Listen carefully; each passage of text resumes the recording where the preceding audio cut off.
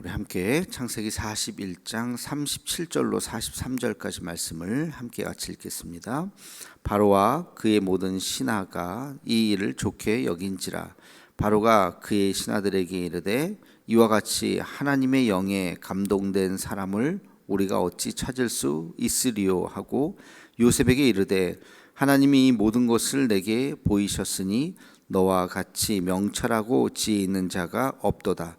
너는 내 집을 다스리라. 내 백성이 다 내 명령에 복종하리니 내가 너보다 높은 것은 내 왕자뿐이니라. 바로가 또 요셉에게 이르되 내가 너를 애굽 온 땅의 총리가 되게 하노라 하고 자기의 인장 반지를 빼어 요셉의 손에 끼우고 그에게 세마포 옷을 입히고 금 사슬을 목에 걸고 자기에게 있는 버금 수레에 그를 태우매 무리가 그의 앞에서 소리 지르기를 엎드리라 하더라. 바로가 그에게 애굽 전국을 총리로 다스리게 하였더라. 아멘. 드디어 요셉이 총리가 되는 그런 장면이죠. 얼마나 참 성경을 쭉 읽다가 이 시점에 오면 막 감개무량하죠. 그동안 요셉이 고생했던 거를 우리가 보면서 뭐 영화로 만들었으면 이 부분에서 막 눈물을 막 쏟을 것 같아요. 그 바로가 너무 요셉의 모습을 보고 너무 좋아해서 그를 총리에 시키고 거기 43절에 보면 버금수레에 그를 태우라 그랬어요. 버금수레. 약간 좀 옛날 표현이긴 하지만 버금 위에가 뭐가 있어요? 우리가 옛날에 으뜸화음, 버금화음 뭐 이런 거 있었잖아요. 이 두 번째 수레라는 거예요. 으뜸화음은 이제 왕이 타는 거고 두 번째 수레가 버금수레인데 그 버금수레에 요셉을 태우는, 그러니까 모든 것, 내가 너보다 높은 것은 왕자뿐이다. 너는 이제 명실상부한 2인자가 된 거예요. 여기에 오르기까지 참 기가 막힌 인생을 요셉이 살았잖아요. 형들의 손에 뭐 인신매매 범단도 아니고 형들의 손에 노예로 팔려가는 참 그 먼 길을 이스라엘에서 애국까지 가는 몇 남 며칠을 가는 그 길, 설마 이게 장난이겠지, 농담이겠지, 다 연극이겠지. 점점 가서 진짜 애국까지 가서 거기에서 붙잡히고 팔려 나가고 보디발의 집에서 열심히 애썼는데 또 누명을 쓰고, 그죠? 보디발의 아내를 범하려고 했다고 하는 또 누명을 쓰고 감옥에 갇히고, 뭐 하여튼 그 시간 다 얼마나 기고합니까? 결국엔 이제 꿈을 해석해 주는, 근데 어저께 그 두 명의 왕의 신하의 꿈을 해석해 줬는데 한 명이 풀려났잖아요. 근데 또 기억도 못했어요. 성경에 보면 2년 동안 잊어버리고 있었어요. 제가 꿈을 잘 해석해 줘서 자기가 풀려났다는 거에 대해서 뭐 얘기도 못하고 잊어버리고 있다가 왕이 이제 어느 날 꿈을 꾸고 이게 무슨 꿈인지도 모르겠다, 이제 막 이게 무슨 뜻인가, 이제 그때서야 생각이 나서 맞다 나도 그때 꿈 해석을 해줘서 풀려났는데 하면서 그제서야 얘기를 했죠.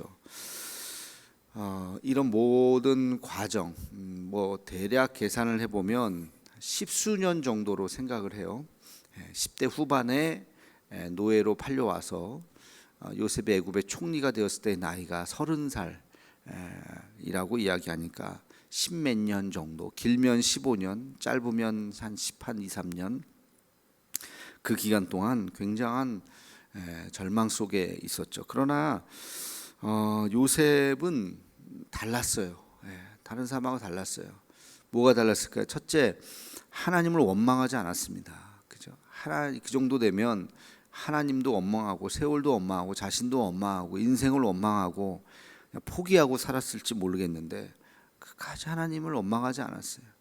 하나님 앞에 기도했다고 되어 있어요. 또 나중에 보면 알겠지만 형들을 미워하지 않았어요. 형들 이를 바득바득 갈았으면 나중에 형들 만났을 때 그냥 얼마나 괴롭혔겠어요. 근데 형들을 원망하지 않았잖아요. 오히려 너무 미안해하는 형들을 위로하는 그런 모습이 나오죠. 또 자기 자신을 미워하지도 않았어요. 신세를 한탄하지 않았어요. 우리가 세상 사람들이 그러잖아요. 힘들고 어려운 일 당할 때 신세 한탄하잖아요. 아유, 내 인생 내가 뭐 가난한 집에서 태어나가지고 내가 이 모양 이 꼴로 살고 뭐 어쩌고 저쩌고 신세 한탄. 요셉은 신세 한탄도 하지 않았어요. 요셉이 다른 게 뭐예요? 그가 노예로 있건 감옥에 있건 어디에 있던 성실하게 최선을 다해서 자기 옆에 있는 사람에게 인정을 받은 거예요. 야, 쟤는 이렇게 감옥에 있어도 이렇게 부지런하냐? 그렇게 뭐 감옥에서 그렇게 부지런할 필요가 없어. 그냥 있어도 돼. 그래도 아침에 열심히 일어나서 뭐 뭘 했는지 모르겠지만 다 인정받은 거야. 다. 나중에 감옥의 모든 일을 걔한테 그냥 다 맡겨버렸다 그러잖아요. 요셉은 그렇게 긍정적인 사람이었고 최선을 다하고 그 또 한 가지 다른 게 뭐였냐면 굉장히 영적인 사람이었다는 거죠. 어떻게 알 수 있어요? 꿈을 해석해 줬잖아요. 여러분, 꿈을 해석해 줄 수 있다는 것은 뭐 그냥 단순히 뭐 그런 걸 타고났다고 말할 수 있는 것이 아니라 굉장한 영적인 사람이라는 것을 알 수 있습니다. 그러니까 요셉은 기도의 사람이었어요. 뭐 아마 하루에 글쎄요, 하여튼 몇 시간을 기도하면서 뭐 감옥에 있고 그럴 때 뭘 했겠어요. 기도하면서 끝까지 주님을 의지했었던 사람, 굉장한 영적인 사람이라고 하는 것을 알 수가 있었습니다. 그리고 그가 자기가 젊잖아요. 아직 20대 뭐 중반 후반을 살아가면서 자기의 인생에 대한 꿈을 포기하지 않았던 사람이죠. 어렸을 때 별명이 뭐였어요? 형들한테 저 꿈꾸는 자가 온다. 꿈꾸는 자가 그게 요셉의 별명이었다고요. 요셉은 그 자기 미래의 꿈 기도하면서 하나님을 의지했기 때문에 내 인생이 이렇게 감옥에서 늙어서 죽지는 않을 것이다. 뭔지는 모르지만 하나님께서 나를 사용하실 때가 있을 것이다 라고 하는 그 꿈을 잊지 않았어요. 감옥에 평생 있는 게 아니더라 하는 걸 뭐 사실 그렇잖아요. 중범죄 해도 징역 10년 20년 뭐 이렇게 하고 다 풀려날 텐데 자기가 노예로 있거나 뭘 있든지 간에 노예라고 해서 맨날 뭐 맞으면서 사는 건 아니니까 어느 정도 자율권도 주어지고 자기가 하여튼 무슨 일을 해서든지 어디에서든지 하나님께서 나를 사용할 거다. 물론 뭐 총리가 되리라고는 생각을 못했겠죠. 그러나 어떻게 해서든지 자기가 어떤 일을 하나님께서 분명히 맡기실 것이다라는 그 꿈을 잃지 않았다는 거죠. 38절에 보면 기가 막힌 표현이 나와요. 바로가 그의 신하들에게 이르되 이와 같이 하나님의 영에 감동된 사람을 우리가 어찌 찾을 수 있으리요. 이런 표현을 했어요. 하나님의 영에 감동된 사람을 우리가 어찌 찾을 수 있으리요. 그 한 번의 만남을 통해서 야, 너 똑똑하다. 바로가 그렇게 생각한 게 아니에요. 너 참 말 잘한다. 그게 아니라 너는 참 하나님의 사람이구나. 하나님의 영에 감동된 사람이구나. 요셉을 통해서 그가 얼마나 영적인 사람이었는지 바로같이 하나님을 믿지 않는 사람도 요셉을 보면서 그것을 알게 되는 거죠. 그러니까 대단한 사람이에요. 우리가 이 장면을 우리가 잘 살펴보아야 합니다. 여러분 이렇게 뭐 단체 여행 같은 거 이렇게 가시는 경험이 좀 있으신가요? 뭐 여행 갈 때 이렇게 뭐 10명, 20명 이렇게 단체 여행 이렇게 가잖아요. 이제 단체 여행 갔다 온 우리 어느 목사님이 얘기하시더라고요. 단체 여행을 가면 첫날은 모르는데 한 2, 3일 지나면 자기의 직업이 다 드러난다는 거예요. 그 사람들이 자기 보고 혹시 목사님이세요? 한 명은 꼭 자기한테 그런 걸 묻는다고.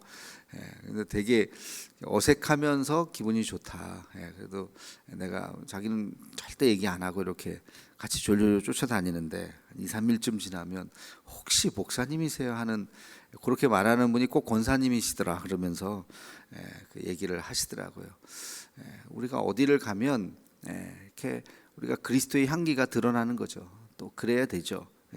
하나님 믿는 사람이라고 하는 것이 이렇게 사람들에 의해서 선한 영향력으로 드러나야죠. 하여튼 우리 요셉의 일생을 한번 이렇게 총리가 되는 이 감격스러운 그때에 참 그의 삶이 이렇게 쫙 스쳐 지나가잖아요. 지금 뭐 제가 짧게 얘기했지만 하루하루가 얼마나 눈물겨운 그런 시간이었겠습니까? 근데 지나고 놓고 보니까 30살에 총리가 된 거예요. 일찍 출세한 거예요. 30살에. 그죠? 그러니까 그 고난의 시간은 굉장히 깊은 시간이었지만 10년의 세월이 물론 짧은 시간은 아니었지만, 그러나 이 요셉은 또 30의 총리가 되어서 그 놀라운 일을 앞으로 계속 펼쳐 나가게 되었습니다. 우리도 이제 어떠한 절망의 순간이 있다 할지라도 뭐 하나님을 원망하거나 사람을 미워하거나 자기 신세를 한탄하거나 뭐 그러지 말고, 포기하지 말고, 그 가운데서도 희망의 끈을 놓지 않고, 뭐 이런 코로나 상황 속에서도 희망의 끈을 놓지 않고 다시 일어나리라. 교회가 어려움 당하고 숫자적으로 줄어들고 뭐 자업자득일 수도 있고, 교회가 잘하는 것보다는 뭐 비판받는 일들이 더 많았을 수도 있겠죠. 그러나 한 가지 확실한 것은 교회가 사라지지 않습니다. 하나님의 교회는 영원합니다. 어려움도 있고 뭐 좀 핍박도 있고 줄어들 수도 있고 그렇지만 2000년 동안 하나님의 교회는 사라지지 않아요. 전 세계에 계속해서 그 복음의 생명력이 퍼져나갔지. 여러분 겨울에 보세요. 다 죽어가는 것 같이 앙상한 나무. 뭐 이제 뭐 저 나무가 바짝 말라가지고 아이고 죽었나. 봄 되니까 거기서 파란 또 싹이 나잖아요. 이파리가 나잖아요. 하나님의 계절이 오면 우리가 다시 정말 하나님의 거룩함을 증거하는 때가 오게 될 줄로 믿습니다. 요셉의 그 삶을 다시 한번 기억하면서 우리도 하나님 앞에 기도하며 나아가는 우리 모두가 되기를 주의 이름으로 축원합니다. 기도하겠습니다. 거룩하신 주님, 우리의 삶이 힘들고 어려울지라도 요셉의 인생을 다시 한번 기억하며 그렇게 절망적이고 힘들고 어려웠지만 끝까지 하나님을 의지하고 끝까지 하나님 손 놓지 않고 늘 기도하던 영적인 사람 요셉을 하나님께서 애굽의 총리로 만들어 주신 것처럼 하나님, 우리의 삶도 끝까지 포기하지 않고 힘들고 어려울지라도 주님을 의지하게 하여 주시옵소서.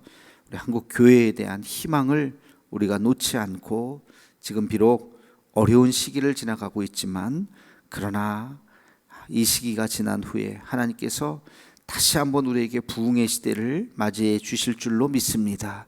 하나님, 우리가 그날을 꿈꾸며 또 기도하며 우리가 예배를 소홀히 여기지 않고 하나님 앞에 다음 세대를 위해서 또 기도하며 나아가는 우리 모두가 되게 하여 주시옵소서.